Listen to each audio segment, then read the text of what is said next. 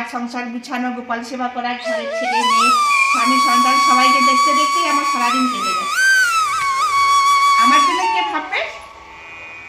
উপরওয়ালা, আর কেউ ভাববে না। সবাই ভালো থাকে। একবারে পেঁপে দিয়ে মুগ ডাল, সবাই বলে পেঁপে দিয়ে যদি মুগ ডাল খাওয়া যায় তাহলে মুগ ডালের যে অ্যাসিড অম্বলটা ওটা থেকে দূর পাওয়া যায়, মানে ওটা থেকে মুক্তি পাওয়া যায়। আর কি সুন্দর একটা চালগুড়ির যে একটা টেস্ট, মানে গন্ধ, সেটা পাচ্ছি, দারুণ লাগছে। অনেক যে কতটা জায়গা ধরে আমাদের ঘরের ভিতরটা। ঠিক আছে, চলো আমি রান্নাটা এখন এইখানে বসিয়েছি, রান্নাটা কমপ্লিট করে নিই। 1 ঘন্টা সময় লাগে, ঘর মুছতে 1 ঘন্টা সময় লাগে।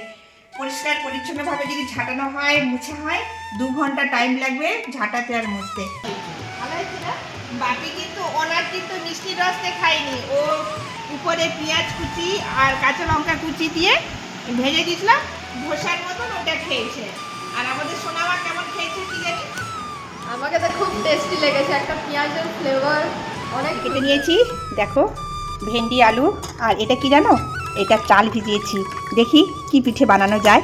আতপ চাল আমার ছেলের খেতে খুব পছন্দ করে পিঠে, তো কোন পিঠেটা বানালে ছেলে পছন্দ করবে সেটাই দেখবো। আর এখানে দেখো আলু ভাজা করে নিয়েছি, আলু ভাজা খেতে খুব পছন্দ, যেহেতু আজকে শ্রাবণ মাসের সংক্রান্তি, একবারে নাগ পঞ্চমী, তো যেহেতু আজকে একবারে সব কিছুই ধোয়া মজা করে রান্না করেছি, পঞ্চমী, নাগ পঞ্চমী। আর এখানে হচ্ছে আমার ভাত, তোমরা সবাই জানো আমার প্রেশার কুকারে ভাত হয়। আর প্রেশার কুকারটা তোমরা দেখলে হয়তো বলবে যে এরকম হয়েছে কেন, প্রেশার কুকারটা পুরোটাই লাল ছিল, দেখো ঘষে মেজে একদম লাল রং উঠে গেছে। আর তারপরে হয়েছে এখানে দেখো মুগ ডাল, একবারে পেঁপে দিয়ে মুগ ডাল, সবাই বলে পেঁপে দিয়ে যদি মুগ ডাল খাওয়া যায় তাহলে মুগ ডালের যে অ্যাসিড অম্বলটা ওটা থেকে দূর পাওয়া যায়, মানে ওটা থেকে মুক্তি পাওয়া যায়। তো তার জন্য মুগ ডাল করেছি পেঁপে দিয়ে। এটাই হয়েছে আজকে দুপুরে রান্না। তো আলু ভাজাটা দিয়ে কিন্তু আমার ছেলে অর্ধেক ভাত খেয়ে নেবে, কারণ তার আলু ভাজাটা খুব প্রিয়।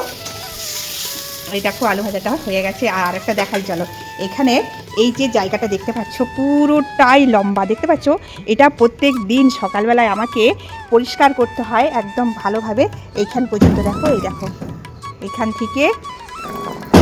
এখান থেকে পুরোটা একদম সকাল থেকে সকালবেলায় প্রত্যেক দিন পরিষ্কার করতে হয়, দেখো একদম। আর এই যে ঘর, এই যে রান্নাঘর আমাদের, এটা হচ্ছে রান্নাঘর, আর এই রান্নাঘরের কাছ দিয়ে কিন্তু ওইটা আমাদের জায়গাটা আছে, কিন্তু জায়গাটা এত সুন্দর, এত ভালো, মানে ওই জায়গাটা রাখা হয়েছিল বলে মানে আমাদের অনেক কিছু কাজ হয় রোদে দেওয়া, সবসময় ছাদে উঠতে হয় না আমাদেরকে, ওইটার জন্য আমার অনেকটা সুবিধে হয়েছে, অনেকটা সুবিধে। তো ওইটা খুব ভালো লাগে। তোমরা ক্যামেরার মধ্যে কতটা বুঝতে পেরেছো জানি না, আমি তোমাদের সঙ্গে শেয়ার করবো এক্ষুনি। তো অবশ্যই আমি হেঁটে চলে দেখাবো কতটা রাস্তা, মানে কেউ যদি ভাবে যে আমি মর্নিং ওয়াক করতে যাব সকালে বাইরে, তাকে বাইরে যাওয়ার প্রয়োজনটাই হবে না, কারণ আমাদের এখানে এত বড় জায়গা, ঘরের ভিতরেই এত বড় খোলামেলা, যে তাকে বাইরে মর্নিং ওয়াক করতে যেতে হবে না, ঘরেই তার মর্নিং ওয়াক হয়ে যাবে। তো অবশ্যই তোমরা খাড়াও, আমি একটু রান্নাটা কমপ্লিট করি। আর ওই যে আমার ক্যামেরাম্যান, মানে আমার মেয়ে, ও হচ্ছে যে ক্যামেরাটা ধরে দেবে, আমি হাঁটবো, দেখাবো তোমাদের যে কতটা জায়গা ধরে আমাদের ঘরের ভিতরটা। ঠিক আছে, তো চলো আমি রান্নাটা এখন এইখানে বসিয়েছি, রান্নাটা কমপ্লিট করে নিই। তারপরে জানো তোমাদের দাদাভাই মনসা মন্দিরে ওখানে কোথায় ছিল আমাদের খড়গপুরে, তো ওখানে গিয়েছিল, তো বলছে আমি ভাত খাবো না, আমি এখানে প্রসাদ খাবো। তো অবশ্যই প্রসাদটা ভাগ্যের ব্যাপার, তো রান্নাবান্না হয়ে যাক, এবেলা নয় সেবেলা খেয়ে নেব, কিন্তু প্রসাদটা হাতছাড়া করা যাবে না। আমি বলি ঠিক আছে, প্রসাদটা খেয়েই আসো। তো দেখতে পাচ্ছ এখানে ভর হয়েছে একজনের, তো যেইভাবে মায়েরকে ভালোবাসবে যে, তো অবশ্যই মার আশীর্বাদ সে পাবেই। তো মায়ের আশীর্বাদ পাওয়াটাও একটা ভাগ্যের ব্যাপার। তো মায়ের আশীর্বাদ পেয়ে যে সেখানে প্রসাদ পেয়ে আসবে, সেটাও আমাকে খুব ভালো লাগলো। তো সন্ধ্যেবেলায় আমরা সব খাবার খেয়ে নেব। তো এখন প্রসাদ খেয়ে আসবে বলে আমি আর আমার ছেলে মেয়ে সবাই একসঙ্গে বসে ভাত খেয়ে নিলাম। দুপুরে খাওয়া দাওয়া হয়ে গেছে, এখন বাজে দেখো, কটা বাজে দেখো,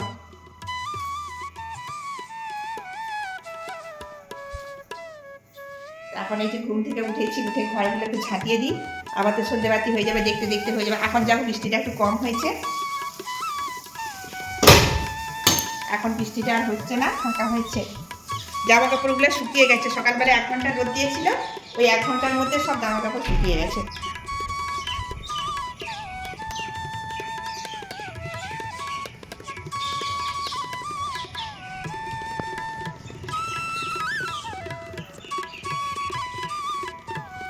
বন্ধুরা এখন আমিও শুয়েছিলাম, এখন উঠে গেছি 5টা 5টার সময়, 7টার সময় টিউশন আছে সন্ধ্যাবেলা, যাবো এখন পড়তে বসবো। কালকে যখন বাড়ি এসেছি তখন অনেক ভিজে ভিজে এসেছি, অনেক বৃষ্টি হচ্ছিল, তো আজকে বৃষ্টি হয়নি অতটা। আমি সবার কথা ভাবতে ভাবতে আমার নিজের কথাটাই ভুলে গিয়েছি যে আমিও তো একটা মানুষ, আমারও মা বাবা আমাকে জন্ম দিয়েছে, আমিও একটা বাড়ির মেয়ে ছিলাম। তো আমি এই কথাটা ভুলেই গেছি যখন আমি এই বাড়িতে এসেছি একজনের বউ হয়ে।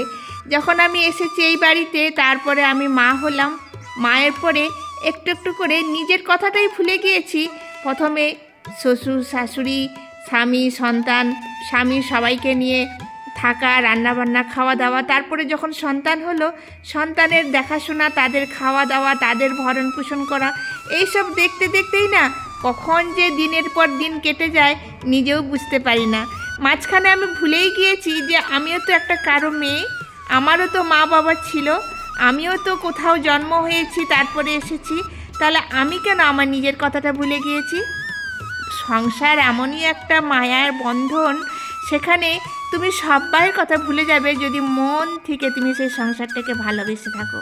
তো মন থেকে যারা সংসারটা ভালোবাসে তারা কিন্তু সংসারে থাকতে থাকতে, সংসারের কাজ করতে করতে তার নিজের কথাটাই ভুলে যাবে যে সেও একটা মানুষ, সেও একজন সন্তান একজনের। তোমাদের সঙ্গে শেয়ার করতেছি, দেখো আমাদের ঘরের ভিতরে কত বড় জায়গাটা, যে মর্নিং ওয়াক করতে কতটা সময় লাগবে। তো মর্নিং ওয়াক করলে এতটা বড় জায়গা, দেখো ওদিকে, এত বড় জায়গা মর্নিং ওয়াক করলে কত বড় জায়গা দেখো।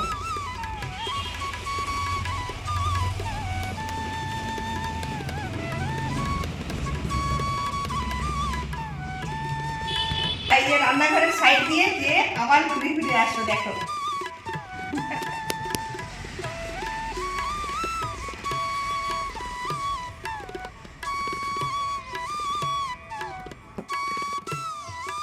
সকালে যদি কম করে 30 বার করে রাউন্ড মারা যায় তো আর বাইরে যেতে হবে না।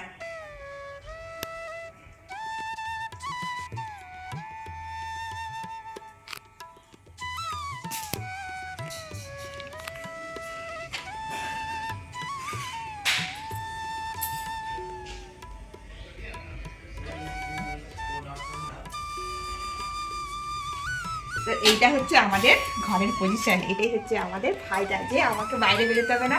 বিশাল বড় বাড়ির ভিতরেই মর্নিং ওয়াক করা যাবে, সকালে বিকেলে রাত্রে যখন খুশি ঘরের মধ্যে তোমরা মর্নিং ওয়াক করতে পারবে।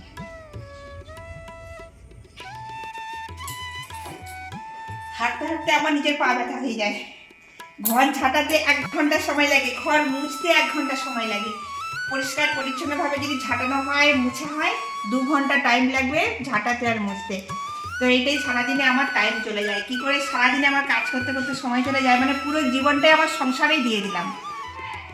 নিজের জন্য কোনোদিন কিচ্ছু ভাবিনি, শুধু সংসারটাই কীভাবে ভালো থাকবে, সংসারে সবাই কি করে ভালো থাকবে সেটাই কিন্তু আমার, এটাই হচ্ছে আমার জীবন। এখন আমার নিজের কোনো কথা ভাবিনি যে আমি আমার কোনো শখ আছে, আমাকে কিছু আনন্দ করতে, এইটাই আমার আনন্দের সংসারে কাজ বাজ, সংসার গুছানো, গোপাল সেবা করা, ঘরের ছেলে মেয়ে স্বামী সন্তান সবাইকে দেখতে দেখতেই আমার সারাদিন কেটে যায়।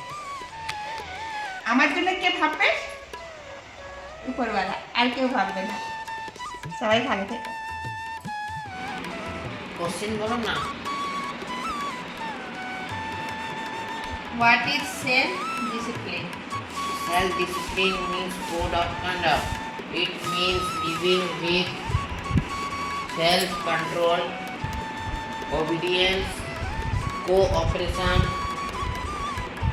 and order line.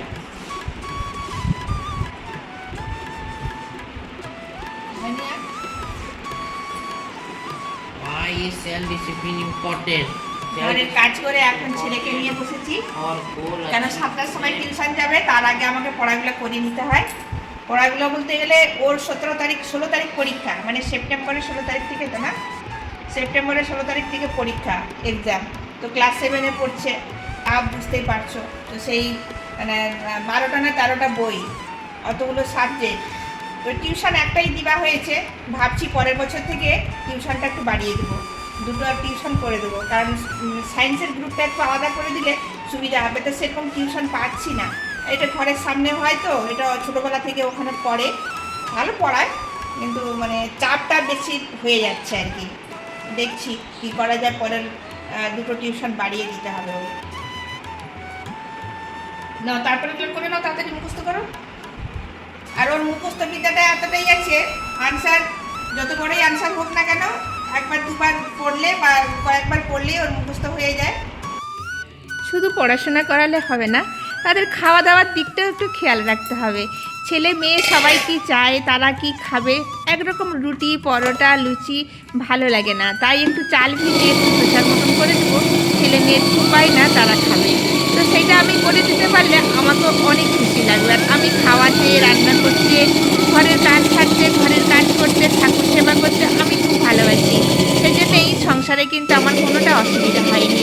সব রকম সব বাইকে সব কাজ করে, সব খাওয়াতে, সব দেখাশোনা করতে আমার খুব ভালো লাগে। আর এইরকম করেই পুরো ঘর সংসার আমি গুছিয়ে রেখেছি। দেখো আমার পুরো ঘর একদম পরিষ্কার পরিচ্ছন্ন টিপটাপ একদম করে রেখেছি, কোথাও কোনো ধুলো বালি গুঁড়ো কোথাও কিছু রাখিনি।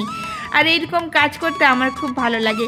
আমাকে যদি তোমরা অনেকেই বলো যে তোমার এত বড় বাড়ি, তুমি একটা কাজের লোক রাখতে পারো, কিন্তু না, আমার কাজের লোকের কি হবে, আমি না হলে 1 ঘন্টা পরে কাজ করব, কিন্তু আমার নিজের কাজ নিজেকে করতে হবে। দেখো সেও তো একটা মানুষ, সেও কোথাও না কোথাও তার কষ্ট, যে আমাকেও তো কষ্ট। দেখো আমার যেমন শরীর, তারও তো একটা শরীর, তারও তো কষ্ট লাগবে আমার ঘর যখন কাজ করবে। হোক মা, পয়সা দিই, পয়সাটাই কি সব কিছু? পয়সা দিয়ে কিন্তু মনুষ্যত্ব পাওয়া যায় না। তোমরা মনুষ্যত্ব বাজারে কিনতে পারবে? যেটা মানুষের মন, সেই মনটাকে কিনতে পারবে? সেই মনটা কিন্তু পয়সা দিয়ে কিনতে পারা যায় না। সেই মনটা অন্তর থেকে আসে, যে আমারও যেরকম একটা শরীর, তারও একটা শরীর। তো এই এত বড় ঘরের কাজ আমি কিন্তু একা হাতেই সব করি, কারণ আমার খুব মায়া দয়া লাগে। রাস্তায় যখন আগে রিক্সা থাকতো, এখন তো রিক্সাটা উঠে গেছে, এখন কি হয় টোটো এইসব, এগুলো দেখলে না কষ্ট লাগে না, কেন সেগুলো মেশিনের দ্বারা চলছে। আর যখন একটা রিক্সাতে বসে যখন যেতাম না, খুব কষ্ট লাগতো। আমার শুধু মনে হতো আমি কি নেমে যাব, আমি কি হেঁটে যাব।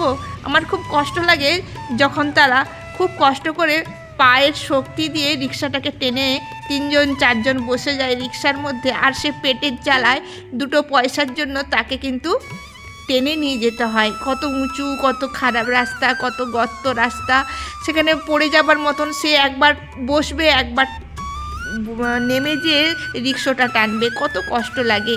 আমি কিন্তু রিক্সাতে খুব কম চাপতাম, খুব কম, যতটা পারতাম না চাপার মতো। তো এইরকম করে না, মানুষের মনটা কিন্তু সবসময় পাওয়া যায় না। মানুষের মনটাকে নিজের অন্তর থেকে নিয়ে আসতে হয়। যেমন পয়সা দিয়ে সব কিছু কিনতে পারা যায় না, পয়সা দিয়ে মানুষের মনটাকে তোমরা কিনে দেখাও দেখি। তো সেই জন্য বলছি, সবাই নিজের কর্মটা নিজে করার চেষ্টা করো। ছেলে মেয়েদেরকে দিলাম খেতে, ওই যে ধোসার মতন বানিয়ে, সবাই খেয়েছে। আর এই যে দেখো খুব সুন্দর করে একটাই বেঁচেছে, আর এই একটা অবশ্য একটা খাওয়া হয়ে গেছে আমার। আর এই যে মিষ্টির রস দিয়ে খাবো, দারুণ লাগবে কিন্তু। এইরকম সরু চাটনি এত সুন্দর হয়েছে। বাপি কেমন হয়েছিল? অনেক ভালো হয়েছে, অনেক ভালো হয়েছে। ভালো হয়েছে না? বাপি কিন্তু ওনার কিন্তু মিষ্টির রস দিয়ে খায়নি, ও উপরে পেঁয়াজ কুচি আর কাঁচা লঙ্কা কুচি দিয়ে ভেজে দিয়েছিলাম ধোসার মতন, ওটা খেয়েছে। আর আমাদের সোনামা কেমন খেয়েছে কি জানি। আমাকে তো খুব টেস্টি লেগেছে, একটা পেঁয়াজের ফ্লেভার অনেক সুন্দর, ভালো লাগছিল। আর মিষ্টির রস দেখতে কেমন লাগছিল? ওটা তো আরো সুন্দর, তুমি আমাকে খাওয়ালে। হ্যাঁ, আমি একটা খেয়েছিলাম মিষ্টি রস, যে তোমাদের সঙ্গে শেয়ার করা হয়নি। দেখো পুরো জালিদার, কিন্তু একদম পুরো জালিদার হয়েছে, এত সুন্দর হয়েছে। আর খেতে কিন্তু দারুণ হয়েছে না সোনা? রস দিয়ে এখন খাবার দারুণ লাগবে খেতে। বন্ধুরা তোমরাও ট্রাই করে দেখো, দারুণ লাগবে। আর রাত্রে তো খাবার দাবার সবই রয়েছে, কারণ দুপুরবেলায় তোমাদের দাদাভাই তোমাদেরকে দেখালাম মনসা মন্দির, আজকে সংক্রান্তি, এক জায়গায় পুজো হয়েছিল, সেখানে গিয়েছিল। তো সেখানে কি সুন্দর একটা চালগুড়ির যে একটা টেস্ট, মানে গন্ধ, সেটা পাচ্ছি, দারুণ লাগছে। অনেক দিনের মনে হচ্ছে এগুলো খাওয়া হয়নি, তো খাবো। তো রাত্রে তো খাবার দাবার অতগুলো তরি তরকারি হয়েছে, ভেন্ডির সবজি, কাঁচকলা ভাজা, আলু ভাজা, ডাল, পেঁপে দিয়ে ডাল, সবই রয়েছে, রাত্রেবেলায় কিছু করতে হবে না। আর ওই দেখো সব ঢাকা দেওয়া হয়ে রয়েছে এখানে। তোমাদের দাদাভাই বললো ফোন করে যে আমি এখানে খেয়ে নিচ্ছি, তোমরা খেয়ে নাও, জানে না আসলে আমি খাইনি, তো সেই জন্য খাওয়া দাওয়া সবই রয়েছে। ছেলে এখন টিউশন যাবে, এখন কটা বাজছে? ওই দেখো 7টা বাজে, দেখো 7টা 5, 7টা 5 হয়ে গেছে। ছেলে যাও রেডি হও তাড়াতাড়ি, চলো চলো চলো, ছেলে টিউশন যাবে। তো চলো আজকে ব্লগটা এই পর্যন্ত, দেখা হবে একটা নতুন ব্লগে। সবাই সুস্থ থেকে ভালো থেকো, টাটা।